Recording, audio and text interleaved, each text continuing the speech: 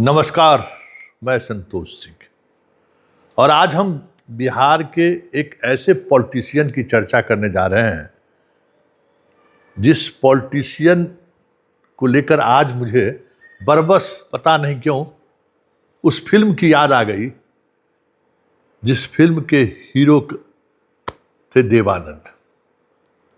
Film का नाम था गाइड। अगर नहीं देखे हैं तो देख लीजिए। हम भी हाल ही में देखे हैं, कुछ ज़्यादा नहीं, 2-4-5 बरस पहले देखे।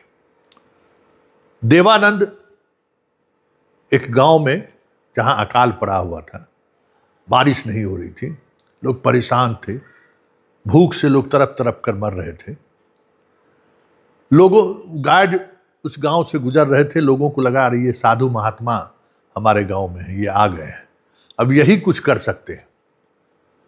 और हालात ये हुआ कि गांव का इस तरीके से दबाव पड़ा, गांव के लोगों की आकांक्षा इतना ज़्यादा बढ़ गई देवानंद से, उस गाइड से, उनको अनशन पर बैठना पड़ गया। आज कुछ इसी तरीके की स्थिति बिहार की राजधानी पाटलिपुत्रा में भी देखने को मिला। पाटलिपुत्रा इसलिए कह रहे हैं कि हमारे सम्राट भाई जो हैं सो परेशान है कि कब पटना का नाम जो है सो पाटलिपुत्रा रख दिया जाए, इसलिए हम भी अब शुरू कर दिए हैं पाटलिपुत्रा। तो आज पाटलिपुत्रा में एक ऐसे पॉलिटिशियन का प्रेस कॉन्फ्रेंस था जिसकी स्थिति उसी गाइड वाले देवानंद की तरह देखने को मिल रहा था कि भाई अब बचना मुश्किल है, अब भाग नहीं सकते हैं। पिछले 2 वर्षों से बिहार के गांव-गांव में घूमकर एक जो उम्मीद की किरणें उन्होंने जगाई थी, वो किरणें अचानक विधानसभा चुनाव के दौरान जो बुझ गई है, उस बुझे हुए किरणों में फिर कहीं से एक लौ टिमटिमाती हुई दिखाई दी आज। लेकिन उस टिमटिमाती हुई लौ में देवानंद का वो चेहरा मुझे बार बार याद आ रहा था जो गाइड फिल्म में गांव वाले के अगाध श्रद्धा की वजह से अनशन पर बैठना पड़ा था। आखिरकार प्रशांत किशोर ने बांकीपुर से चुनाव लड़ने की घोषणा कर ही डाली। बड़ी परेशान थे, बहुत तरीके का दबाव था, उनके समर्थकों का भी और ना चाहने वाले भी। बांकीपुर का चुनाव दिलचस्प हो इसके लिए उनकी इच्छा थी कि प्रशांत किशोर चुनाव लड़े। प्रशांत किशोर को लोग वोट दे चाहे नहीं दे, लेकिन बांकीपुर की जनता भी ये चाहती थी कि बीजेपी के सामने एक ऐसा उम्मीदवार खड़ा हो जिसके सहारे बीजेपी से हिसाब किताब किया जा सके। चुकता करना थोड़ा अलग हो जाए क्योंकि मामला इमोशन का है, और जब नितिन नवीन को खुद उतरना तो अब पड़ेगा ही पड़ेगा, तो इमोशन की वजह से जो लाभ हो जाए, अंत में लोग मैदान में उतरे और लोग कहेगा अच्छा चलो राष्ट्रीय अध्यक्ष की बात है, उनके प्रतिष्ठा की बात है, तो अंतिम समय में कुछ इधर उधर हो जाए तो अलग बात है। लेकिन हिसाब चुकता सब कोई करना चाहता है, हिसाब करना चाहता है, चुकता नहीं, हिसाब करना चाहता है कि बीजेपी के सामने प्रशांत किशोर तो खड़ा हो जाए। क्योंकि बांकीपुर सहित बिहार के तमाम शहरी कॉन्स्टिट्यूंसी में हालात एक जैसे ही हैं। शहर मतलब गांव से भी बदतर स्थिति की तरफ बढ़ रहा है। भीड़, अव्यवस्था, लॉ एंड ऑर्डर, बिजली, पानी, सब में से सभी जो एक मूलभूत समस्याएं हैं, नाला, सबसे परेशान है। विकल्प के तलाश में लगे रहते हैं शहरवासी कि कुछ ऐसा विकल्प आए कि शहरी क्षेत्र में बीजेपी को थोड़ा लील डाउन कराए। तो बांकीपुर, हालांकि 30 वर्षों से बीजेपी वहां कभी चुनाव नहीं आ रही है, लेकिन बांकीपुर में इस बार प्रशांत किशोर के उतरने पर यह स्थिति तो बन गई है कि भाई साहब मुश्किल तो है, जीत हार अपनी जगह है, लेकिन बीजेपी के कट्टर से कट्टर समर्थक भी जो कहते हैं कि आज तक हम कमल के फूल के अलावा किसी छाप को वोट ही नहीं दिए, जब दिया छाप थे तब से शुरू किए और आज तक हम संघ, जनसंघ और भाजपा के साथ रहे हैं। दूसरे को तो हम वोट दे ही नहीं सकते।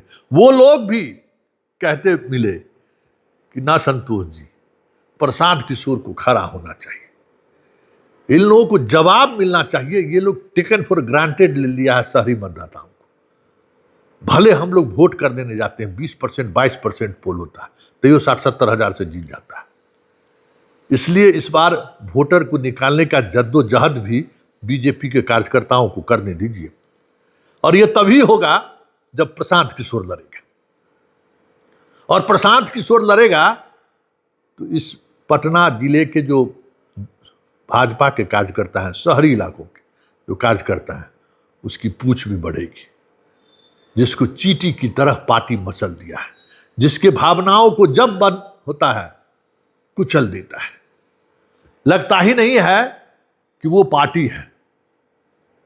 इसलिए संतोष भाई, किसी तरीके से आप लोग तो मीडिया वाले हैं, प्रशांत किशोर को कहिए खड़ा होने के लिए।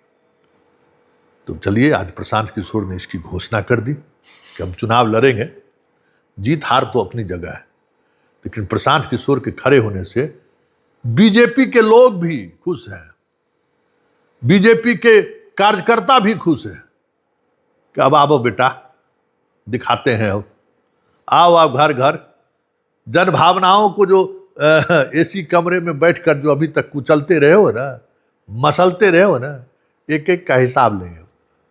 इसलिए बांकीपुर का चुनाव का परिणाम जो भी हो, बीजेपी के लिए यह सीट बचाए बचाए बचाए ये अलग बात है, बच जाए बच जाए बच जाए ये अलग बात है, लेकिन ऐसा सबक होगा जिसकी धमक शाह और मोदी तक जाएगा, जो यह सोचकर बिसात बिछा रहे हैं कि शहरी कंस्टिट्यूएंसी को इतना बढ़ा दो कि 2029 में दूर दूर तक कोई दिखाई नहीं देगा।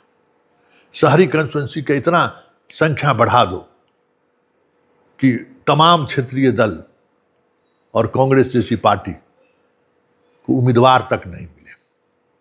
हालांकि 2024 के लोकसभा चुनाव में इसी कंस्टिट्यूएंसी से, पाटलिपुत्रा नहीं, पटना साहिब कंस्टिट्यूएंसी से पहली बार ऐसा हुआ जहां हार जीत का मार्जिन आज तक के, मतलब 90 के दशक के बाद लीजिए, जब से बीजेपी का परचम लहराया है, इतने कम वोट के अंतर से हार जीत नहीं हुआ था।